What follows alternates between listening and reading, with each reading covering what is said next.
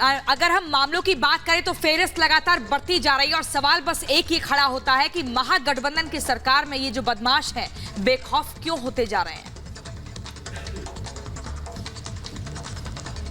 सवाल ये हर एक के मन में बना हुआ है, सिर्फ बिहार ही नहीं, अलग अलग देश माफ कीजिएगा अलग अलग राज्यों की हम बात करें तो यही सभी के मन में सवाल बना हुआ है कि नीतीश कुमार चुनाव की तैयारियों में तो जुटे हुए हैं, लेकिन जब उनसे बढ़ती आपराधिक घटनाओं को लेकर सवाल किया जाता है तो वो अपने पल्ला झाड़ते हुए नजर आते हैं और ये कहते हैं कि सब कुछ ठीक है, सिर्फ विपक्ष की ओर से दावे किए जा रहे हैं वो फर्जी है, क्योंकि विपक्ष लगातार बढ़ती आपराधिक घटनाओं के बाद से जंगल राज की वापसी करार दे रहा है कि बिहार में एक बार फिर से जंगल राज आ चुका है।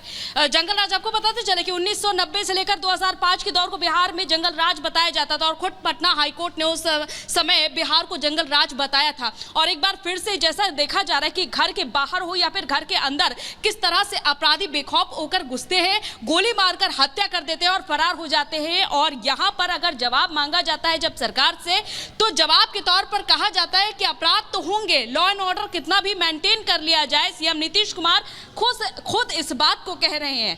आखिर इस बात से वो कब तक पल्ला झाड़ते रहेंगे जब वो तो आंकड़े खुद ही दे रहे हैं ना। आपने बिल्कुल ठीक कहा अंजलि, वो तो खुद ही आंकड़े दे रहे हैं और वो ये भी बता रहे हैं कि दरअसल क्राइम का जो ग्राफ है वो बाकी राज्यों के मुताबिक बिहार में बहुत ही कम है। मतलब ये किस तरह की दलील है, वो भी मुख्यमंत्री द्वारा?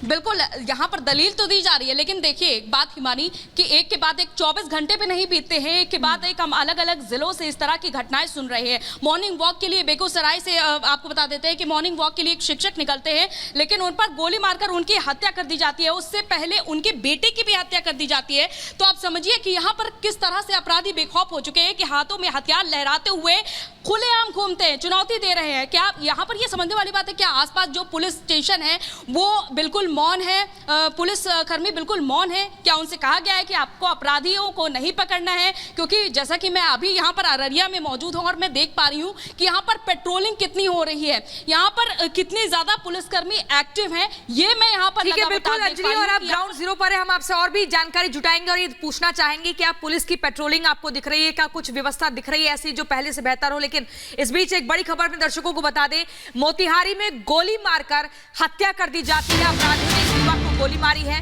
नाम पूछने के बाद इस वारदात को अंजाम दिया गया। वारदात के बाद मोटरसाइकिल सवार हमलावर फरार हो जाते हैं। देखिए ये मोतिहारी का मामला है जहां पर गोली मारकर एक और वारदात को अंजाम दिया जाता है। पहले नाम पूछा जाता है, फिर गोली मार दी जाती है। हम लोग देख रहे थे कि यहीं पर राजीव भाई आते हैं कभी कभार, आज आए हुए थे, सब पेपर लिए हैं और पढ़ रहे थे। पेपरवा हमको दे दिए हैं कि ले लो। 2 आदमी आया है पल्सर से, इधर से आया है मोतिहारी रोड से, तो इनसे पूछा है कि राजीव भाई का घर कौन है, तो ये बताए हैं कि क्या बात है, उनका काम है। तो ये बोले हैं कि चलिए 80 करीब में। तो फिर पूछा है कि 2-3 बार पूछा है तो बोले कि हम ही हैं, सब गोली चलाया है। क्या कितने गोली लगा है कुछ मालूम? 2 लगा है। 2 कहाँ पर? सीना में है। सीना